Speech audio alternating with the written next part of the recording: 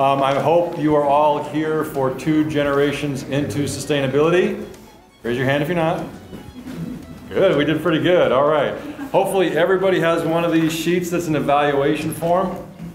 I get paid in accordance with the percentage of these I get back at the end, okay? So please, I urge you, fill them out, leave them on your seat. I will take care of the rest of the business. My name is Bill Palladino, and I work with the Michigan Land Use Institute. And I am happy to be in this particular session. This involves one of my colleagues that I worked with for a long time, and I'm happy that she'll be speaking here today. But first, the speaker who you probably heard at the keynote, raise your hand, you're at the keynote address here today? Okay. So raise your hand if you're at the summit yesterday afternoon. Anybody at the summit yesterday afternoon? For those of you who don't know, we have our Food and Farm Network Summit, our Northwest Michigan Food and Farming Network. And we had our annual summit yesterday. And in that summit, we showcased the movie Fresh, which our first speaker today was featured in. And specifically, I can tell you that this entire conference was built around the ideas that John Ikerd has expressed, that small farms are real farms, and that it is time for us to look seriously at this industrial form of agriculture that we have seemed to be swimming in for the last 100 years, and begin to look differently at the way we do business, and look specifically at the way farms are actually bio-ecosystems. So I'll leave it there because I think you've heard somewhat of his ideas already at the keynote, but I will please give me a round of applause for Dr. John Ikerd.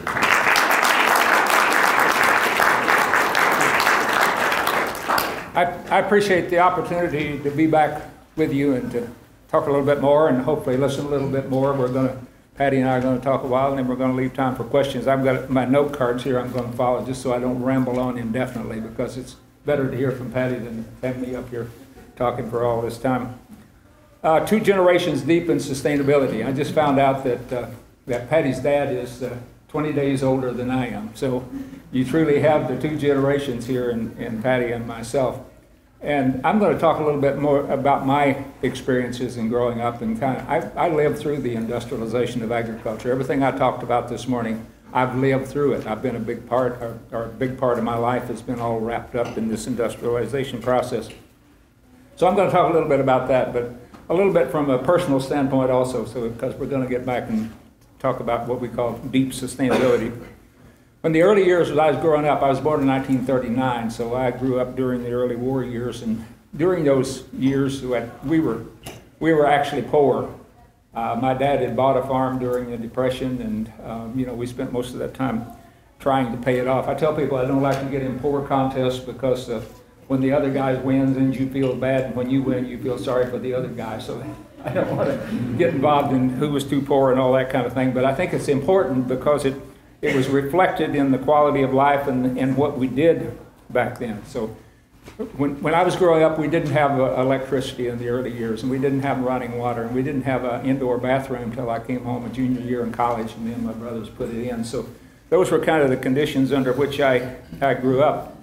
And the first priority was always making the farm payment, because we bought the farm and had to pay for it. And I can remember a couple of winters that we'd come through on squirrels and rabbits and fish because we had to sell the hogs in order to make the farm payment in the fall. But what we did have is we had a strong community of people that were basically in the same sort of situation.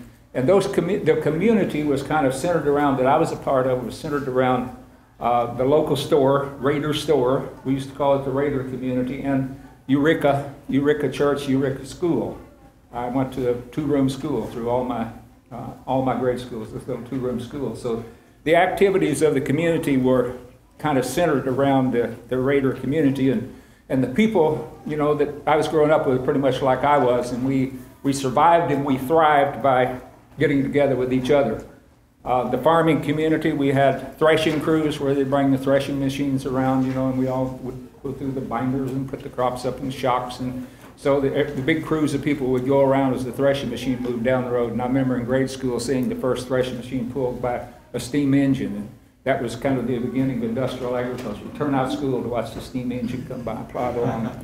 with the threshing machines. But we also had silo crews because we were dairy farmers and we'd fill silos. And there'd be 30 or 40 men get together in the silo crew and come in. And women would fix food and they'd have table after table. People would come in and eat dinner and so on. We had hay crews later on to put up hay. They got smaller when we started actually baling the hay. But I think the important thing is that we shared the work. But these were basically what I would call communities of necessity. We really needed to interact with these other people to get along, survive, and thrive as we did then. But we also turned them into communities where we enjoyed the life. The recreational part of our life was also tied around those same groups of people that we met, in the various crews, the threshing crews, the silo crews, and so on. And we would have various social events at the schools. We'd have pie suppers and the school plays, and then we'd go to different people's homes and we'd have Easter egg roast and wiener roast, and in the fall burn big brush piles, and we had people played rook back then, a card game. We'd have rook parties. We had music parties where everybody would come in. I remember my mother playing the piano with gas lanterns up on either side of the upright grand piano, and everybody would bring their instruments and play. But that was our life. We were farmers, but those communities, and that was our life. And the gathering places were the communities with a little Eureka school where we had the plays and pie suppers, and Raider store where everybody would go by. And I actually, they always talk about walking to school. If you walked around the road, it was almost 4 miles, but Raider store was kind of in the middle of that. So we could stop and get a soda pop or an ice cream cone or something, nickel's worth of whatever we wanted to spend our nickel on as we came back and forth. I remember one year when we had a drought year and we had some bottomland, so we had more hay than a lot of people. So my dad sold some hay to a neighbor that was on the other side of Raider store. And this was a little bit later on when they had tractors and this sort of thing. So the people working in the hay crew, they'd load up the hay wagons down at my dad's farm and they'd get out on the road, and these young guys race these tractors with these big loads of hay, and they'd go by Raider store. And my dad said, you haul the hay and you can stop at Raider store and drink all the soda pop you want as you go by. He paid for that. He probably paid more for soda pop than he got out of the hay. But they were just having a great time. So a lot of things happened around Raider store. We'd have floods, the river run by. You'd always go down to Raider store and see how high the river was. You'd watch it rise and watch it go back down. So there was a lot tied in around that. I didn't think a whole lot about nature and conservation and kind of the environmental issues like that, because we just lived in nature. We spent all of our time in it. I had 2 brothers, and we were always hunting and fishing and everything, and we had lived down along a little creek, and there was a slough there where the creek used to run. And we would go down, you could fish earlier in the slough, and then eventually the creek would warm up. But we were immersed in all of that. Swimming in the creek and fishing and all of that. Nature was just there. We didn't really think much about it. We respected nature because where we lived, we always had the floods. And the floods would come every spring. We didn't know how bad they were going to be or where they were going to be. But every year we knew we were going to have to go down and fish the fence. You'd always take the fence out. We'd have to pull the fence out of the drifts and rebuild the fence. That's what it was. We had a great deal of respect for that. And the Raider Bridge was always the place, because when the river was coming up, the question was, is it going to go over the Raider Bridge? You go over the Raider Bridge, you couldn't get to town. You have to stay there until it went down. As I say, we didn't think too much about it. We had nature nights in grade school, and I went out and collected a specimen of all the trees and that sort of thing. But we were connected to nature just because of the way we lived. And as I said, we basically loved nature, we respected it, and we feared it, all part of the same thing, because we were a part of it. But there was a kind of an ecological ethic, if you will, environmental ethic that was there. There was always this underlying sense that we had a responsibility to leave the land, the farm, as productive as we'd found it. That was just, it kind of permeated everything. You had a responsibility to leave the land as good or better than you found it. And the programs of that time, when I went to high school, then we began to talk more about that. We talked about, terracing and crop rotations and soil fertility and conservation, these whole things. The University of Missouri had a program called balanced farming at that time, and that was to help farmers put in terrace and conservation things so they could farm the land and make a little bit more money. But it was tied to economic but conservation, but it was also family living, because the reason to get more money was so people could put in bathrooms and buy washing machines and the various things that would make life good. And back then, we had basically had a local food system in addition to the balanced farming, because Raider Store, we would go to Raider Store, and that's where we got most of our stuff. Conway had the MFA, we could go there. But we didn't have supermarkets back then. I think I may have mentioned that this morning, but there's no such thing as a supermarket. You take your grocery list to the store, you give your list to somebody, and they would take it back behind the counter, and then they would get whatever's ever on the list, 2 pounds of bacon, a pound of beans, 2 cans of soup, or whatever. And they'd put it in a brown paper bag and bring it back out and total up the total and hand you the bag, and you'd pay the bill or put it on the tab or whatever, and that's the way you got your groceries. But I'd say practically all of our food, except a stock of bananas once in a while that they'd get at the store, and coffee and things like that, probably came within 25 or at least 50 miles of where I lived, no further away than Springfield. Had their own milling place there and cannery places, and the whole thing was all within their community. And there was no franchised restaurants. Senior year in high school, we were doing a little bit better then. We were selling grade A milk and whatever. Actually put in a restaurant with my brother and sister called the Red Dog Cafe. We didn't have to compete with the franchise because they were all little cafes that were stuck around these little towns. By the time I got to college, then all of this was really beginning to change in the late 1950s. We'd had Piggly Wiggly store come in before, but there was Safeway and Kroger and a whole bunch of others came in, and then there was McDonald's. And I remember I spent 3 years working for Wilson Meat Packing Company in the early 60s, and I remember hearing about we were getting these huge orders of cheese. We sold not only meat, but we sold cheese, and we were getting these huge orders of cheese, and they were coming from out in Topeka, I think it's Topeka or Wichita, Kansas, into Kansas City, and it was this place called Pizza Hut. Never heard of Pizza Hut, but boy, we were selling lots of cheese. So that was the kind of the beginning of that. So I'm saying all of that, came along in the 40s and 50s, all these changes that I'm talking about here. By the 1970s, then we had sort of this industrial, natural food system that I talked about this morning. It was quick, convenient, and cheap. It was the supermarkets. When I was an undergraduate, we were talking about the growth in chain stores, as we called them then. But boy, they took over the whole system, and the franchise restaurants, and food was quick, convenient, and cheap. The industrial agriculture, as I talked about before, specialized, standardized, consolidated, diversified family farms, large specialized farms. First they were crop farms, and then livestock farms, and then they'd specialize in one phase of livestock, and then in one particular crops, and then pretty soon it was this, just very narrowly specialized and all put together into these large operations. And it was very economically efficient. The cost of production, yields went up, cost of production went down. Quick, convenient, and cheap. As I said this morning, I bought into that. That was my education as an undergraduate. After I worked with Wilson, I came back to graduate school for various reasons, and that was my graduate education. And I really believed in that. We were going to make agriculture more efficient because we were going to make good food affordable to everyone. I'd grown up poor. I'd talked to people that were there back in the days of the Great Depression before we had Social Security and any sort of welfare programs, and people would actually starve, and they would actually freeze to death back in those days. And I wanted to be a part of something that would do away with that would alleviate hunger. And so I really bought into it. We were going to make good food affordable to everyone. But it didn't work. After about halfway through my 30-year academic career, after telling farmers to farm for the economic bottom line, to get bigger, get out, and all that sort of thing, we got into the farm financial crisis of the 1980s, and then farmers had borrowed a lot of money during the 70s, during boom times, much like we have today. Borrowed a lot of money at high interest rates. The international markets, export market closed down. Prices came tumbling down. Farmers were caught in huge debts at record high interest rates. They couldn't pay off the debts. And they were losing the farms, foreclosures and bankruptcies on the news, national news practically every night. I was in Georgia by that time as head of the Extension Ag Econ Department. We had a lot of suicides, or several suicides of farmers in Georgia because they'd borrowed a lot of money during the Jimmy Carter administration, the FMHA loans. They'd go in to borrow a little money, and they'd talk them into borrowing far more than they could ever pay back. And we had that going all across the country. And I said, there's something fundamentally wrong. Because as we go out and work with these farmers, I began to realize the people that were in the biggest trouble were the ones that had been doing what we so-called experts had been telling them to do. And I could see that way of farming wasn't working for those farmers that were being forced off the land through no fault of their own. They'd basically done what they were told to do. And then I learned later it wasn't working for the rural communities because the rural communities depended upon those farm families, as I said this morning, for the business and the schools and the churches that were all closing up. And it was only later that I understood it wasn't working for the land with the soil erosion and the water pollution and so on.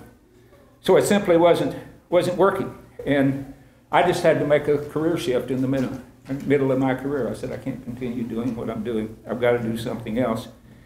And so that was in the late 1980s, and that's about the time the Sustainable Agriculture Research and Education Program came along. So it gave me an opportunity to move in a different direction. I left my department head jobs at Georgia and went to Missouri under a contract under the SARA program. I got a piece of the money of the first SARA appropriation in 1988.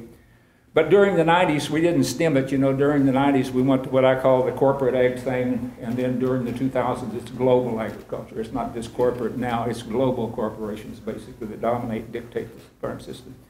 You know, my brothers continued to farm down there on the farm, and he survived and thrived by doing something that's kind of industrial. He switched over from, I grew up on a dairy farm, and he switched over from kind of the industrial to the sustainable kind of model, went to a grass-based farming, and he made that work. But in spite of that, the Raider community no longer exists as it did then. As the farm grew bigger and bigger, they eventually consolidated the Eureka School, and the Raider store closed. It's opened periodically since then, but the community's gone there. There's no sense of community. I recently went down and my brother took me me and my wife on a tour all around the neighborhoods, the old communities we go to. He doesn't know half the people. He says, I don't know who lives there anymore. These people moved in, but I've never met them. That would have been unthinkable back when I was there. We knew everybody personally was in the community. But people moving there now because the land is cheap. It's someplace that people can live. Most of them is mobile homes. I have nothing against mobile homes, but there's no sense of permanence with people that are just moving through because this is a cheap place to live. And they move on. And they're commuting to Springfield or Lebanon or Fort Leonard Wood, which is not too far away from the jobs. Really no sense of connectedness there. They raised the Raider Bridge and straightened the river. The old swimming holes gone. A lot of the old fishing holes are washed out. They didn't realize how much erosion they'd cause downstream whenever they raised the bridge. The hills have been cleared off of timber and grass operations, but there's a lot of erosion. There's no dairy farms left. There used to be 25 dairy farms between where I live, 7 miles out of Conway and Conway. My brother was one of the last 2 left. I don't think there's any left anymore. They didn't go to rotation grazing. They kept doing the high input industrial agriculture until they went broke. The balanced farming program at the University of Missouri is long gone. FFA, where I learned about balanced farming and where I learned about soil conservation, balanced rations and rotations and all that kind of stuff, is no longer Future Farmers of America. It's just the FFA. In fact, if you list the occupations, I saw in a recent advertisement, they didn't even list farming as anything they're preparing them for. So it's totally different.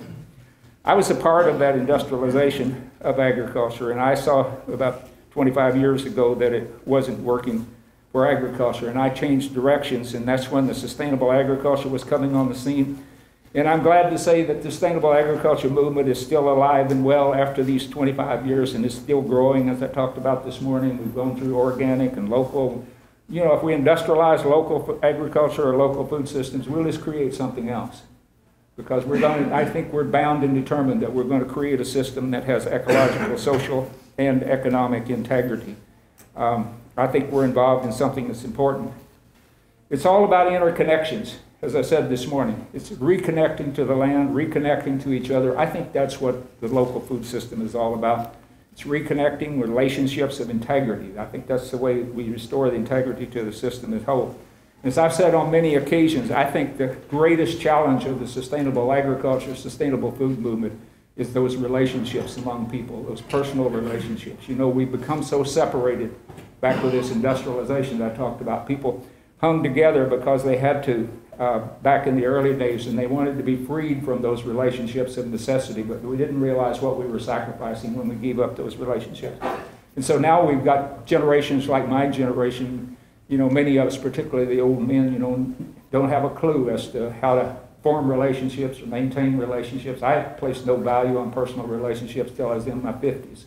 And then you're like a teenager trying to figure out what you can do because you don't know how to do those kind of things. But I think it's our biggest challenge. But I think there's hope in that. I see hope in the farmers markets, the CSAs, the local food systems, the food hubs, the local co-ops I talked about today. You see it in the rural areas like in Decorah, where I talked about a dozen or so farmers surrounding the community, but you see it in urban areas with Will Allen and Growing Power and various other things that are going on if you saw Fresh, the movie. So it's a movement that's going on all across the country, and I think the food hubs we talked about this morning, community-based food systems, these are the new kind of Raider stores, if you will, that'll bring people together where you can build community around a common commitment to producing good food and making sure good food is affordable to everybody. And I'll finish up real quickly here that we talked about deep sustainability. I think the new food system, ultimately the sustainability of it, depends upon a deeper concept of sustainability than we've been willing to address so far. And I kind of delved in that this morning when I talked about some things that most people don't talk about. I'm working with a couple of colleagues there at Margaret University in Fairfield. We define deep sustainability are ways of thinking, learning, and knowing that are rooted in the ethical, philosophical, and spiritual foundation upon which the ecological, social, and economic sustainability ultimately depends.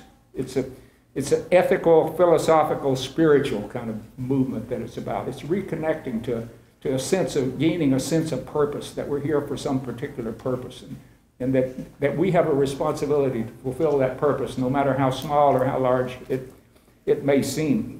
And it's rooted, as Patty talked about yesterday, it's rooted in the concept of love. And to me, love is about belief in the inherent goodness of something. And I think it's love of the land, the belief in the inherent goodness of land, but not just the soil, but the other living things, the plants, the animals, the inherent goodness of that, and maintaining the integrity and the health of that over the long run, because we believe in its inherent goodness. It's placed in a love of people, a love of humanity, because otherwise, why are we concerned about the sustainability of humanity? You know, if there isn't some purpose for us being here on earth, being a part of this, if that purpose isn't good, then sustainability doesn't make any sense. I think we have to root sustainability in the love of the land and love of people, the love of being part of something higher than us, whatever you want to call that, a higher power, a higher order, or God, or whatever it is. That without that, there's no sense of purpose. There's no place for purpose to come from. So we need to talk about these things. And I think the new communities that we'll build here, that we're talking about, are going to be communities that are built out of a shared social and ethical commitment. But the important difference is these will be relationships of choice, not of necessity. We could get along on our own for quite a long time. But these will be relationships of choice because we'll realize that our life is fundamentally better when we relate to other people in positive ways. Our life is fundamentally better when we take care of the earth for the benefit of future generations. That it's not a sacrifice to care for other people because it makes our life, gives our life quality. That it's not a sacrifice to be stewards of the land because it gives our life purpose and meaning. Deep sustainability is rooted in those eternal values that have always been there, the laws of nature, but the laws of human nature, which I said used to be called natural laws, the things of honesty and fairness, responsibility, respect that you heard this morning, those things that tie us together. It's a deeper sense of self that recognizes that we're not just physical beings or mental beings, but we're also spiritual beings. And the self is something that arises out of it as an emergent property, as they say, when you combine the physical, the mental, the spiritual part of self. It's based on this whole concept of deep sustainability is based on the concept that the purpose of life is basically is the pursuit of happiness, which has deep ethical, social, as well as economic values. And that, I think, is the hope for the future, that we'll return to this deeper concept of who we are and how we fit within the world so we can decide how we want to live our lives.